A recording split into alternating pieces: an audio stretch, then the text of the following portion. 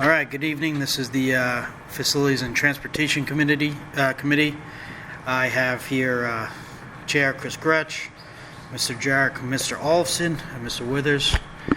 And first thing we'll talk about is the River Rock appraisal. Okay, I'll start with this one here. I have some very good news to share. Which is very preliminary, so let's take that in mind. And this is definitely not the sale price of the building. However, our appraisals for River Rock appear to seem like this is going to be a financially viable option, even when you take into account the approvals and the work we're going to have to do to get it ready, barring anything incredibly extreme. We did get back 2 appraisals as required. The 2 appraisals were rather far apart. One of them was $2,740,000, which is excellent. And the other one, and that was by Coyle, that was the firm, that was the group that was recommended by our attorneys for this, from Fox Rothschild, and Brian was a different attorney. And the other person who did the appraisals for us came back at $6,600,000. So, needless to say, it's not a sales price, but at least it gives us positive encouragement going forward that this should be a viable way for the district to incur and get some revenue, which is great, especially when you consider the expenses that we currently have going on in River Rock in terms of maintenance and other things. And then when we look at if we're even close there on these appraisals, we should come out on the positive side of this. All right. Sure. So we can ask for the middle. Ask for above appraisal, man. Come on. All right. Anybody have anything to add on the appraisal? Russ, Julia, I did. Ms. Olafson. Julia, any questions about the appraisal? All right. On to the next thing, the HVAC upgrades. So by the end of, I apologize. Can I ask Mr. Gretsch, if you are not using your microphone, would you be able to do so? We're having some sound issues. Yeah. Again. Yeah, it works. Oh, there we go. Now it's better. I got it. Thank you. Quick, As much quick as they all punch. want. Gets it going. Go ahead. so by the end of this week, can you hear me? Yeah. I don't think she can. Tap the mic real hard. There we go. Yeah. Julia might not hear you. So by the end of this week, by Friday, the high school will be done. We just have one more unit to wrap up with the controls. This Wednesday, we have our meeting and walkthrough at the middle school, in the days of the middle school. So the middle school will actually start on September 23rd, and we're still on pace to be completed by early November. Nothing's changed, everything stayed the same. Good to hear. Yeah. All right. Anybody have any questions in regards to that? All right. Next piece on the list is the solar RFP. Oh man, this thing's going. Yeah, just wanted to have a discussion. We had a presentation our last meeting from CM3. Myself and Mr. Holy have met with a few companies, just kind of gauging interest. Wanted to see how far you guys would go with this. And not just solar RFP, I'd like to include our LED lighting upgrades for every building. It will save us a tremendous amount of money if we do this with this project together. I'd like to, if the board is okay, and we're in the process of preparing with assistance an RFP for the solar. The RFP doesn't mean we have to go forward with it. That's not what we're voting on. But we want to leave it open-ended enough that if the companies who are applying can come up with other energy savings ideas, that we should consider them also, like the LED things he's talking about. So that's kind of our thought process here. Right now, it's just floating because RFP still ties into we have to go forward with the project itself. So we like to keep this moving, otherwise it's going to take forever. Not people do it stuff, so that's kind of what we're doing right now. So is the intent here that we become the sole purchaser, or are we going to be doing a PPA type loan? It is whatever you want to do. We looked at both angles. Okay, because I haven't seen any, have there been helioscopes provided? Just CM3. Are they can you email them to us? Yeah, just so everyone can take a look. We go over a lot of that stuff on last meetings. Yeah. Modulars, all that. My recommendation is it's ours. We purchase everything. Take care of it. And Chris, one of the major reasons beyond what Jay said here, that we want to move forward with ourselves, if we decide to do it that way, is because it does afford me the opportunity to apply for an additional grant money at the federal government level. It's a competitive grant, but it does provide an opportunity. If we do not finance this, and we ultimately can say, no, we're not going to do it, we can't afford it, or whatever. But if we don't, then we cannot, don't qualify for the grant. So we want to make it as fair as possible so we can get all the. I don't want to leave money. Yeah, I mean, both options are good. Like a PPA loan is no cost to us, and we just get a portion of the utility rate back as additional cash flow, right? So we don't have to maintain it, we don't have to do anything. It's owned and operated by someone other than the school district. And then they deal with all the ITC paperwork and all the other stuff to get the maximum dollar value out of it. Right. That's just for we're just talking about the solar RFP, right? Correct. Right. So weren't you asking about me, Rob, weren't you asking about me maybe to expand the RFP into another form of? Yes. Yes, so we can do that. Yeah, well, we could also keep them separate, right? Having someone come do a lighting survey Okay. and do that work, it'll be a separate contract anyway, 90% of the time. Right, but can we write we can write two separate RFPs for the, We could, or we can make it one that's open-ended. We can make it open-ended, and then make proposals along those lines. No. would you prefer? I mean, why didn't Train do this when they surveyed all the equipment? Why didn't they just do like a campus-wide energy audit? We had a light conversation with Train. They would rather, if we put this out in the market, they would rather. Okay. So I'm clear, this RFP would be for a guaranteed energy savings contract? Because that's different than a PPA. And you could actually continue, again, the RFP doesn't obligate you, but we would be requesting proposals to include construction of the solar improvements, and then you can always ask for lighting upgrades and for them to quote, and also provide any other recommended savings. And then what we would have to do is the district would have to evaluate all the proposals, and then you advertise, and then you would make a formal vote on accepting a proposal. But you wouldn't be required to do that, to accept. So, but my question is, was this all going to be included in a guaranteed energy savings contract? Or are we looking at a PPA, which is where the power company owns the facility, versus under a guaranteed energy savings contract, we would? Well, usually under the energy savings contract, they look at both options, right? One will come with a significant financial cost to us, whereas the other does not, right? And then Because it's owned by the company, by the energy company. yeah. All right, so it's going to be, we're going to do it both ways. Okay. That way we can get hard data.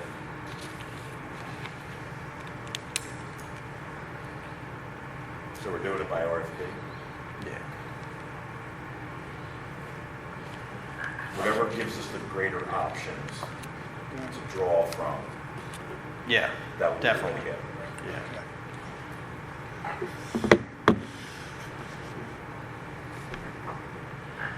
Okay, the next thing we have is Bowman Engineering. That's in regards to the River Rock building.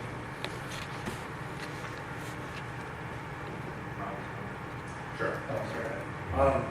We are, right now, we have a proposal, which you guys were, I know we passed on the board members this summer.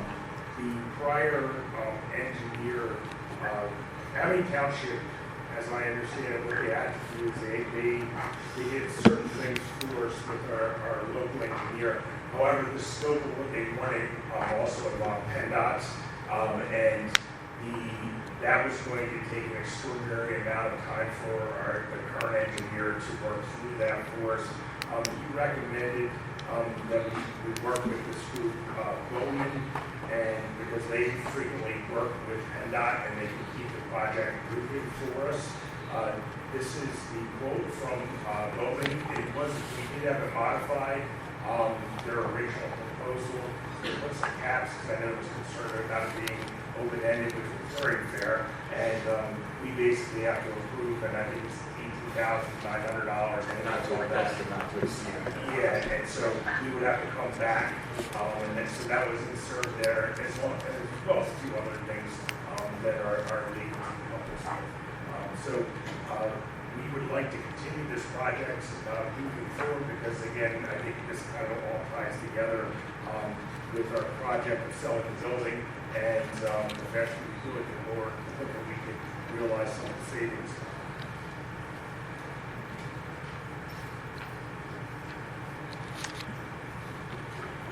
Russ, Julia, any questions? I did have one.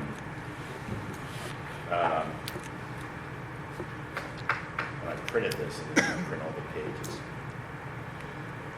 There, I want to make sure that the not to exceed amount is capped at 18.9, right? But in that proposal, was there not also I think like an HOP clause? There was something in there. It said something about 35 to 45,000 if they had to do a highway. Would be a highway occupancy permit. Yeah, is that necessary? Was my question. It may be necessary depending on, the whole issue is providing adequate access to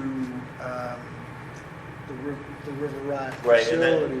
and that's really demands that were put on us by the township. When we initially started this, it was a little more straightforward, and then the township actually referred to my planning commission. It's a question. Yeah, so the, here we go, man. It's got a line of its own.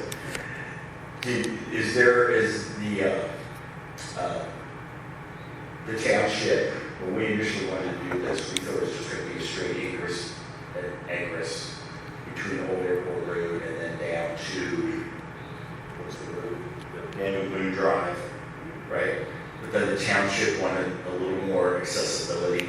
That's how we got to the PennDOT piece of it, right? Correct, because you need to have form of ingress and egress all. Correct. Right, so that's where we had to get looped in with the PennDOT deal.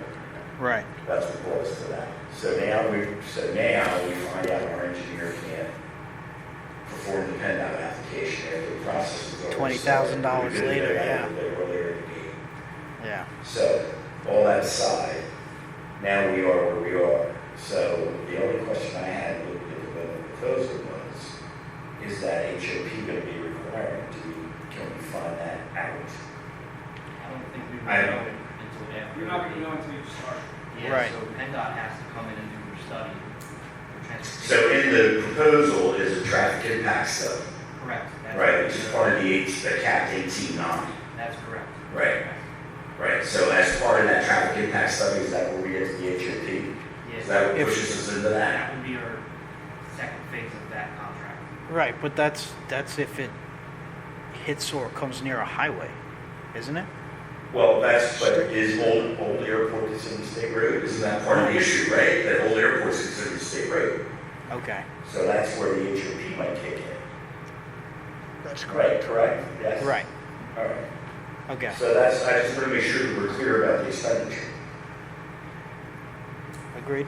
Yeah. So we're not going to know that, I'm being told, until after the traffic impact study. That's the first thing that he has to do. Okay, so we would have to be prepared, but we would need to do it. Yeah. Occupancy permit. Right, yeah. Okay, We'll just find that out when that happens, right? gotta go through the process, gotta pass the bill, see what's in it. Yeah. All right. Julia, any questions on that? Oh, where am I counting? Julia? All right. Okay. Last piece on the meeting is the Weavertown Road hot water heater replacement. So we recently had an inspection with our insurance company, and the main hot water heater is on.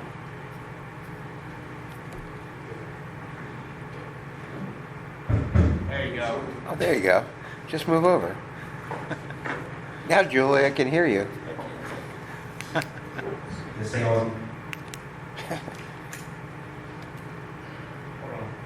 These are great microphones. So the current hot water heater at River Rock is 497 gallons. That's overkill for what they currently have. So I had 5 quotes from 5 different companies. We'll start at my highest quote. It's $23,042.76.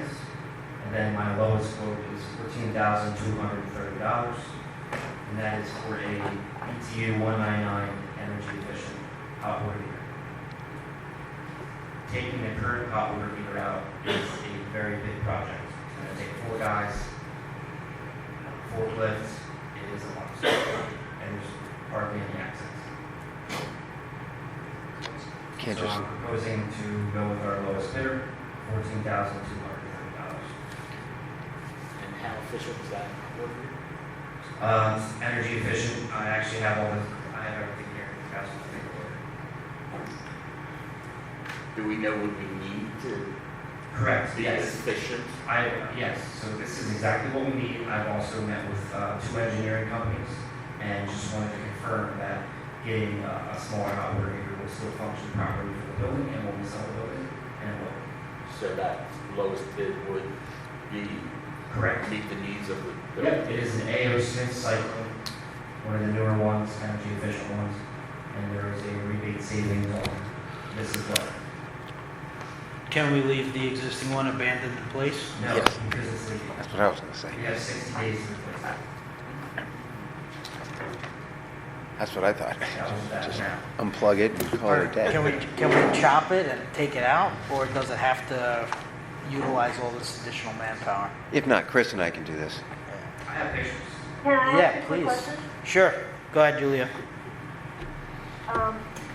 So if we're reducing the size of the water heater, I think that's probably appropriate because, you know, they don't have 400 students in there every day. But if we're trying to sell buildings, does significantly lowering the size of the working water heater in the building, will it be negatively impact anybody who might want to purchase it? The building. We That's a won't good know point. until we put it in. Well, technically, yes. So the original capacity of the building that is what it's rated for. So if you downsize it, I mean, whoever what I'm we saying is, we'd have to add language. If the person you're intending to sell it to is River Rock, but, I mean, Correct. you know, Right, no, I just don't, I don't know if, like, did I hear you say that you're like lowering the size by more than half? Correct. Yeah, So I guess that was to your point, Julia, I guess that was really my question, was if we're going to install a water heater, would it serve the needs of the building regardless of who's going to buy it? If somebody buys it and they put 350 students in there, it would be rough. But we don't know that. It almost sounds like we'd have to add language when we sell it. So When we sell, we would give them the specs of the new heater, the warranty would be passed on to them. They would have all the details. and I would actually have to contact both appraisal companies and let them know.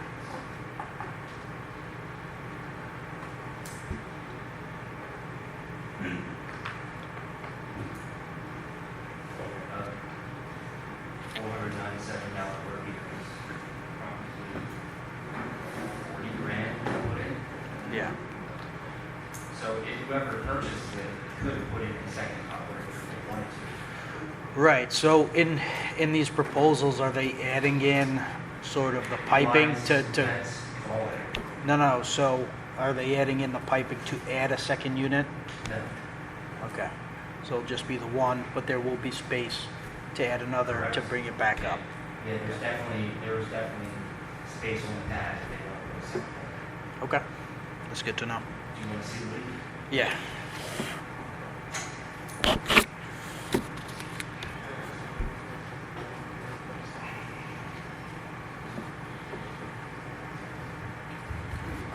Pass it down.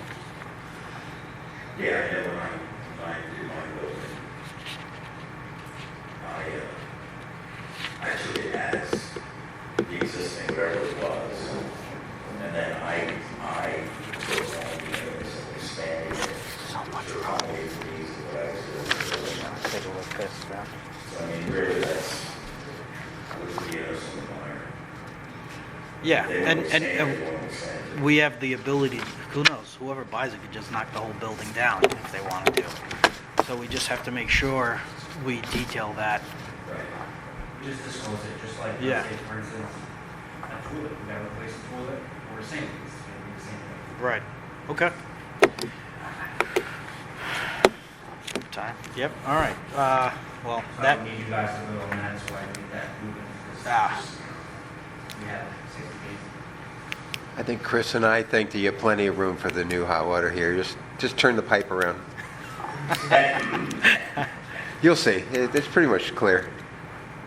Rob and I can do it. This is easy stuff. If you want to see the bids, I have. Okay. So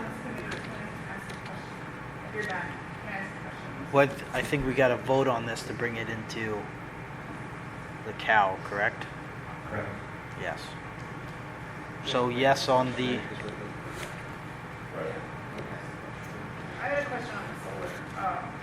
Governor, we had both governor and Efren the other day. They put in their solar panels in Mexico in 2010. And have you talked to them? Seen I have, Okay. yeah. And then they're getting a lot of benefits from theirs.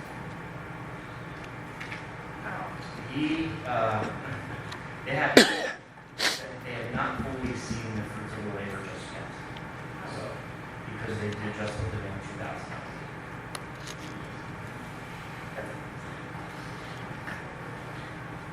I would go with what we need just to get really what we want to do, condition to sell. So is that 14,000? Yeah, that would be the 14,000. $2,203. I would agree with that, Chris. Julia. Yeah, I understand the rationale for the decision that was made. I think that works fine. All right. We are all in agreement. And with that, that concludes our facilities committee meeting. Thank you.